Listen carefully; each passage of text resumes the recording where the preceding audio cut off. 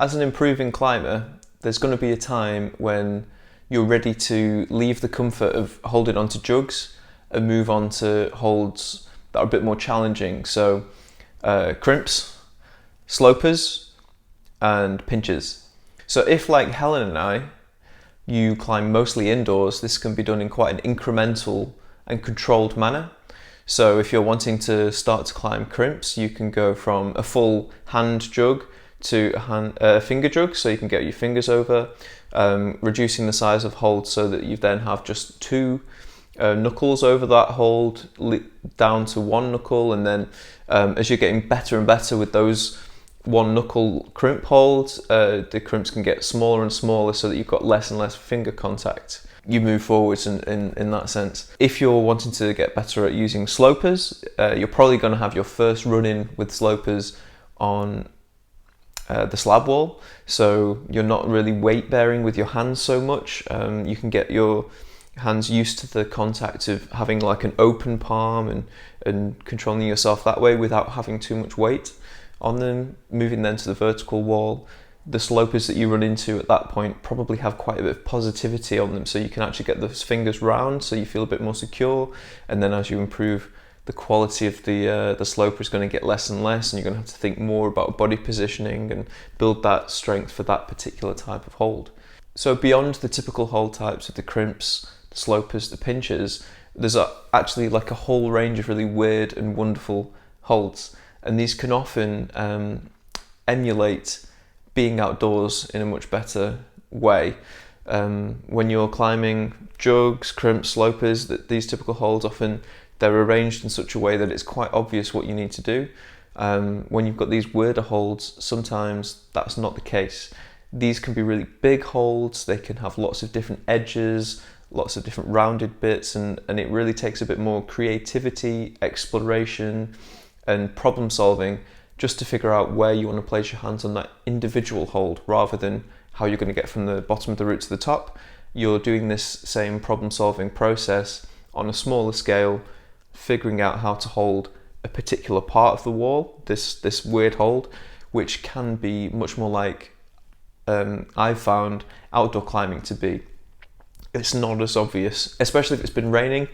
When you're outdoors, there might not necessarily be very clear chalk marks, especially for the lower grade problems that Helen and I are climbing outdoors. The really difficult ones that people project over and over and over again often get a really big build-up of the chalk that doesn't really get brushed away fully. That's not always the case on easy problems. So when you're climbing indoors on these really weird holds, it can offer that same challenge of working out, is this sharp edge good? It's not really very big, but I can kind of get a crimp on it. Is that the best way? Am I better off trying to find a bit of positivity on a sloping edge? This kind of thing. Now, beyond the additional challenge that these weird and wonderful holds can offer as a climber, they can also be quite visually spectacular, either in a very beautiful way or just like a weird and compelling kind of a way. We've come across holds that are just like these really strange, abstract, almost organic forms that are really evocative of very sort of very creative ways of that they've been built, and they can look really quite nice. You can also come across quite grotesque approximations of pretty much unspeakable human orifices. We've come across like beer bottle holds as well. They've been pretty cool, and also what look like bags of other unspeakable organs. So before leaving Manchester, which is where we spent our Christmas this year, and also stayed there for my 30th birthday, we wanted to go to Depot, one of our favourite indoor climbing walls, especially for bouldering. It's pretty much what it specialises in. There's a little bit of auto belay, but bouldering is amazing at Depot. We wanted to go there and climb as many routes as we could find with really weird and wonderful holds so that we could share those with you. So I'm going to have a look at the footage and just talk us through how that climbing went. Okay, so this blue holds problem that Helen's doing here starts off pretty standard, kind of crimpish finger jugs and undercling here. Big move out to the right onto what is a jug. Left hand on a bit of a smaller crimpy hold. Now here you can see one of the basically abstract vaginas, and an even more vaginal hold out to the right on the white problem there.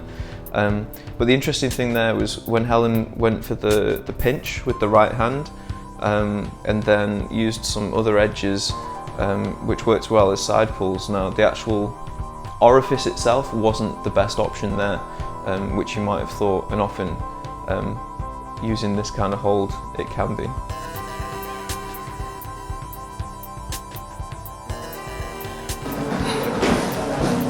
It's a faff getting down from there just as much as it is getting up.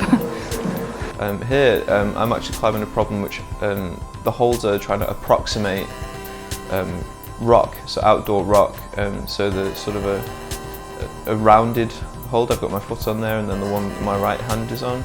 They're both designed to look like holds. And the finishing hold here is an upside down finger jug, which meant like a really small crimp to finish on. These holds are absolutely spectacular. You see Helen now putting her hands onto like what looks like a frozen fart in motion, or frozen bit of wind from like an abstract representation of what wind would look like. And here Helen's going through the process of trying to find somewhere better to place her right hand.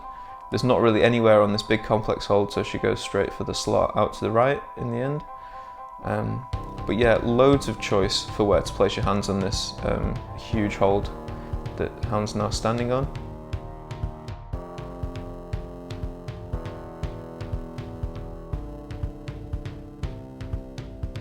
This again is a close approximation of climbing outdoors, very small holds.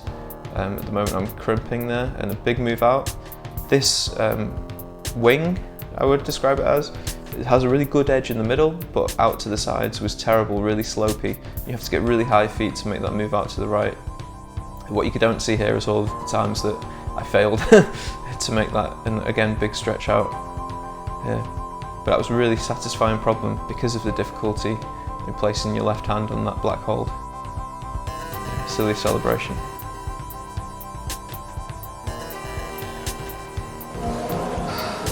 Got it that time.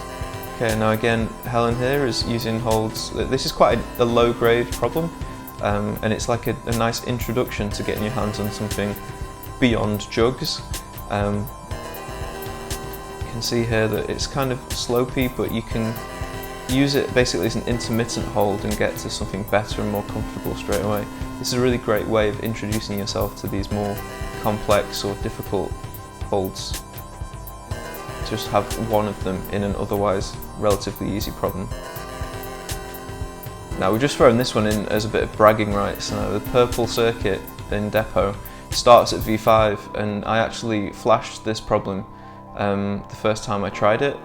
This is a repeat of the problem, but I got the flash because basically I'd been sat watching other people do this route and explaining to each other how to do it, but it was really satisfying to get that send, so I wanted to include that. Here Helen's climbing a problem with a huge angel wing, and again it can be kind of used as an intermittent hold, a bit of a side pull here, making use of that, but as soon as she's got her right hand on here, I think she can go out to the left onto another jug. I'm moving the right hand again on the feet. So yeah, using that as a side pull, and then another ledge here, making use of that for the foot.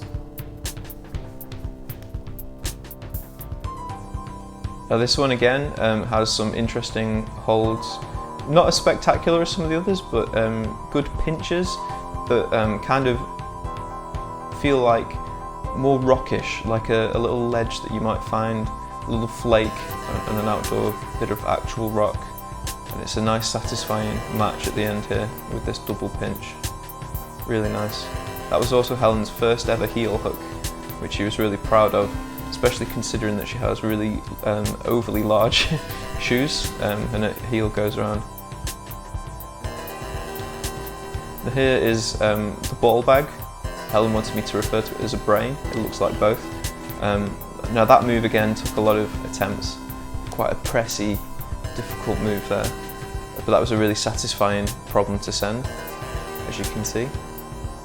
And yeah, it's a lot of fun once you step outside that comfort zone of what's familiar. So the the jugs, the crimps, the slopers, the pinches, and have these weird and wonderful plastic holds. And again, you can take that to a whole other level by actually climbing outdoors. That's where the real fun is. And I'm really looking forward to getting out to Dartmoor, where we're going to take the bouldering mat. We're going to try and boulder outdoors. We're going to try and climb. We were hoping to do quite a bit of top roping, maybe learn a bit of sport, but it seems that in the south of England, particularly in the Dartmoor area, you've basically got bouldering or trad, and trad's really, really scary a prospect for us at the moment with our current competency levels and comfort. So possibly we'll be doing some trad, or it might just be some top roping and some sport climbing, some lead climbing, a little further afield from where we are in Exeter. But yeah, as soon as we can, we're going to get to the key climbing centre in Exeter and do some top roping there. Get more and more familiar with it. I'm going to then work towards my New Year's resolution, my climbing resolution to climb lead this year. I want to move towards that.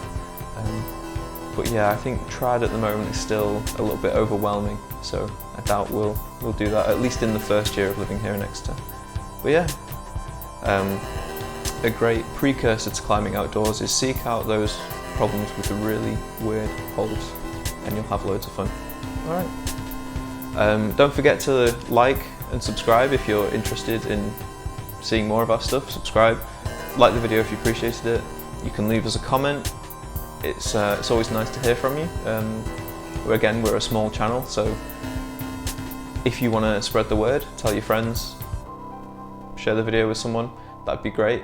And it'd be great to hear from you in the comment section. So yeah, see you in the next one.